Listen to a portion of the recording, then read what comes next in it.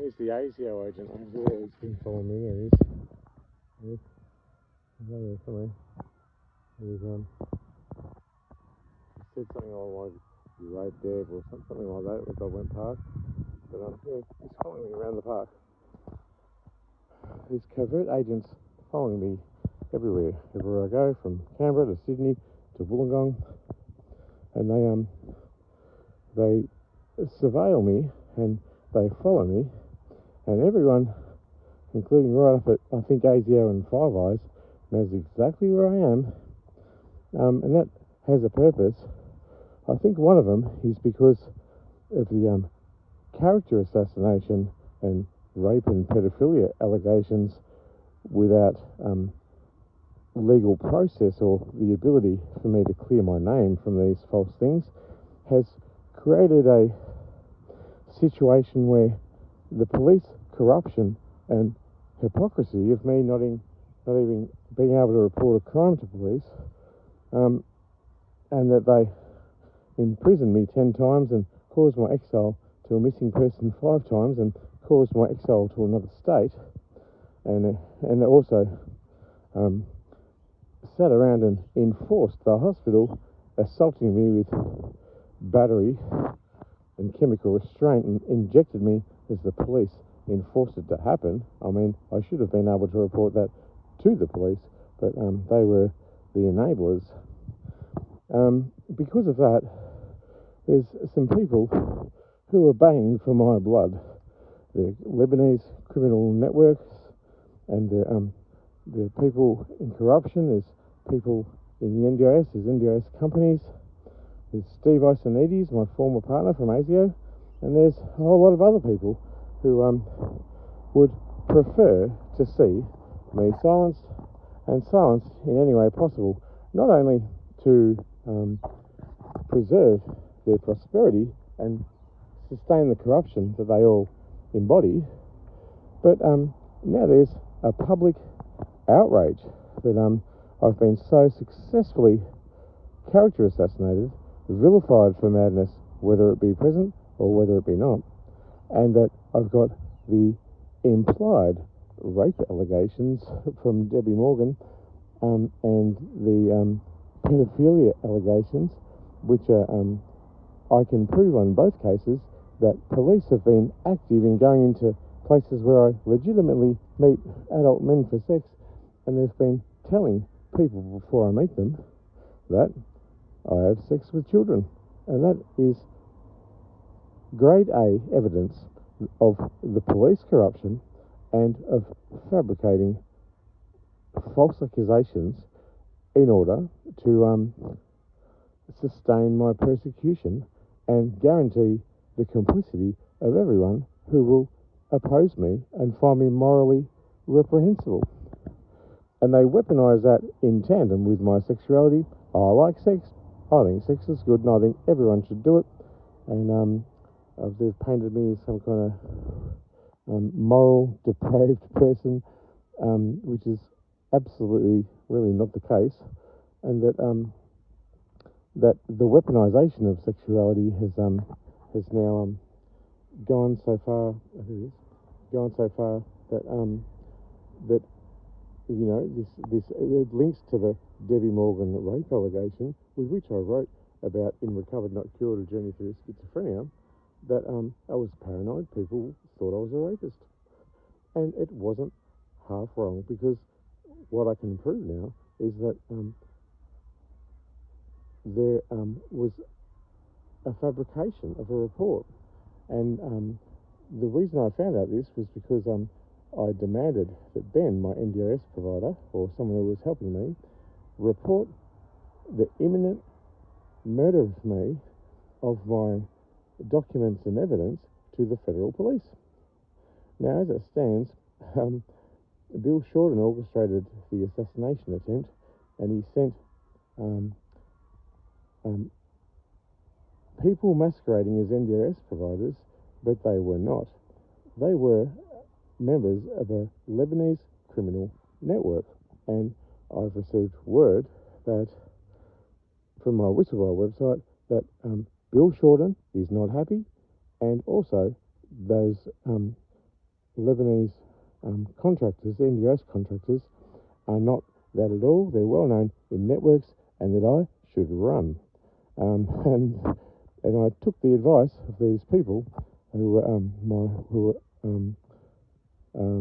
aligning with me and supporting me, really out of anonymity. And I got the hell out at the same time as NCAT excommunicated me from the house with which Bill Shorten entrapped me and tortured him. So then what happened was Ben didn't believe me about the assassination attempt, and he thought I was delusional, but he gave it to the police anyway. But the police were complicit in allowing the murder to happen, because I rang them up and told them it was going to happen, and they said they're too busy. So they were clearly complicit, and that's aligning with the rest of the corroboration of my experience. Anyway, so fast forward that, and I escaped the first murder and another one, and then I was up in Port Macquarie, and Ben messaged me out of the blue, and what he revealed was that I was right. There was an assassination attempt, and he provided detail of how they were caught, of who they were, of the ASIO's involvement, of the Secret Services involvement, of weaponising the cameras in a 20-kilometre radius around where I was, and that I was now protected because 2 assassins were caught and I narrowly missed being murdered. And this is something to behold. I wasn't saved because they care. I was saved and my murder prevented because I published the evidence of the plot. And if I had have died, they would have had blood on their hands. So they did it to save face, but now that that's happened, and my mere existence is a liability to those very perpetrators and people who are orchestrating my assassination attempt, like Bill Shorten, my life is now at imminent risk, and there's not a single person that will even deny that it happened or that even reject that I'm wrong. And on top of that, which reveals institutional complicity and blind trust in the system, a system that protects them and murders me. But there is no one has made a report. Like, it's just not possible that Australia, as a democracy, can get a federal minister to order the assassination of a gay, disabled whistleblower who is unprotected under the PID Act, which is a breach of the Constitution in itself. And it's an absurd reality that that is the case. And when Ben responded to me and he provided all that evidence, and it was very decorated and detailed, he also asked the police why they've treated me so bad over the years, and they responded it was because we were given false allegations, false information. And then Ben revealed the crux of it. Debbie Morgan was paid a bribe by powerful perpetrators in order to fabricate a report against me for consensual sex we had, and then the subtext of that was because I was unsure that I was gay or not, and it turned out that I was, and everyone's suspicions were right, but it was consensual sex right up until a date after we hung out and all that kind of stuff, and it was a difficult time. I'm not saying it was made in heaven or white sheets or anything like that. It was sex on an oval. It wasn't a relationship, but I went and dated her later, and we went on a date and everything, and there was no word of anything from Debbie. But what had happened after that was it had been realised that I might have been a big fat homo, and I reckon that the homophobic police force, of which Debbie was probably a daughter of a cop or a fire brigade person, they all banded together in order to stitch me up. And they stitched me up not because it was rape, because if it was, there was 100 cops at the event, you know, and it was through nuances later on of me freaking out about my sexuality stuff, which they all realised, that the goalposts were then changed on whether it was consensual or an assault. And this came after the event. She asked me to have sex with her, and we were both consenting. I could have. It doesn't matter that I was gay. It doesn't matter if I was pink and purple polka dots. Consensual sex is consensual sex. So what the police did was they all banded together and they weaponised my being gay. And they knew that I was vulnerable. They knew that I was scared. They knew that I was scared of what my family thought, who were homophobic. And they absolutely weaponised that vulnerability, and they lumped on the gay shame. And the gay shame was a method by which to fill me with grief and paranoia that the consensual sex I had was something monstrous. It wasn't.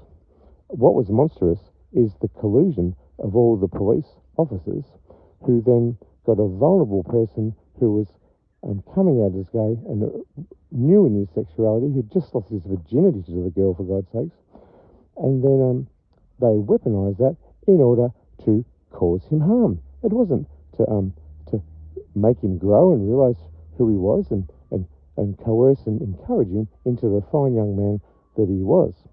It was a means to maliciously destroy and guilt-ridden me, who was the victim of this entire thing.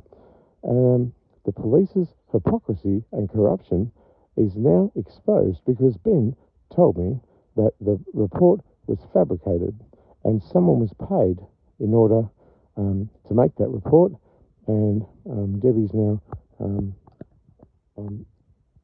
a criminal for that, you know. I've never wished harm on her. I didn't wish harm on her before the event, after the event, or even now. But her actions have led to a lifelong scapegoating of me, and it's corroborated with the fact that I've never ever been able to report a crime to police. And now this very pointy end of homelessness, erasure, and assassination attempts, which no one will acknowledge,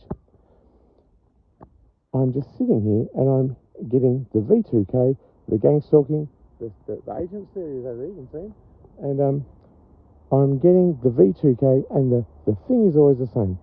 You're a rapist, you're a rape daddy, you're a pedophile. But what I know to be true is that no crime happened. I'm not a criminal, I'm not a rapist, I'm not a pedophile. This is a way which the police have enforced punishment on me and still avoided a legal process. So I demanded that the police arrest me the other day. Arrest me. Come and find me and arrest me. But they didn't. You know why? Because there's no evidence. And they know that I've got the evidence that this is corruption. And it is a gay hate crime. This is what that is. My whole life has been a prolonged and systemic, legally enforced, police-enacted gay hate crime. I can't believe it. And the family I came from were all homophobic, and it's just an absolute disaster. So there you have it. So you can see the agents, they're following me around. They followed me around everywhere.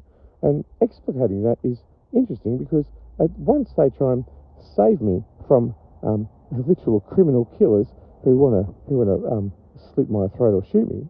And so if I die now, that's a state-sanctioned targeted murder of a Australian government, and they're going to have blood on their hands. They've got to keep me alive, but at the same time, they don't act to make a meaningful change to my persecution, which the lower realms of the government, the police, the lawyers, the politicians, my family and friends, the NDIS, all the public officials, they're all on the one side as well. So you've got this one force that's denying me absolute justice, obliterating my legal aid, and denying me to report a crime to police, and fiducial duties of politicians, all of it, which is corrupt as it is. And here I am in my car with my dog, a therapy dog, mind you, of a disabled person, and we live in it. It's just so absurd. That's animal cruelty. We've lived all summer in the car, and we've been from Melbourne in exile to Sydney to to Port Macquarie, and then to Newcastle, and then to Wollongong, and then to Canberra, and then back to Wollongong, and then back to Canberra, and then back up Coffs Harbour, and then back to Sydney. You wouldn't believe it. I'm just having to talk to myself, mate.